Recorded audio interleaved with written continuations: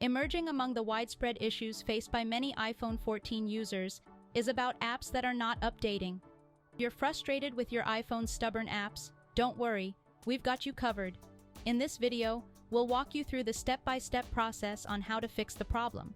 But before we dive into the solutions, please take a moment to like or share this video so that it will also reach others who might be experiencing the same problem. Now, let's get started. Check your internet connection. The first step is to ensure that you have a stable and active internet connection. Intermittent or slow internet connection often results in downloading and updating issues. To clear this out, try turning Wi-Fi off and on or switching between Wi-Fi and mobile data to see if that resolves the issue. Restart the App Store. Sometimes a simple app restart can do wonders.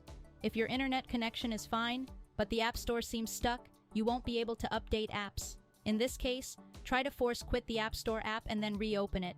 Swipe up from the bottom of the screen to open the app switcher. Find the App Store app preview and swipe up on it to close the app. After a few seconds, relaunch the app and then retry updating apps. Check your iPhone's storage space. Running low on storage space can also prevent updates. To make sure this isn't causing you this problem, check your iPhone's available storage by going to Settings and then General. Tap iPhone storage, then review the available or unused storage space. If you're running low, consider deleting some unused apps or media files. If none of the given steps is able to solve the problem, you can try signing out and then back into your Apple ID. Sometimes this can help resolve updating issues among apps. Also ensure your iPhone's operating system is up to date.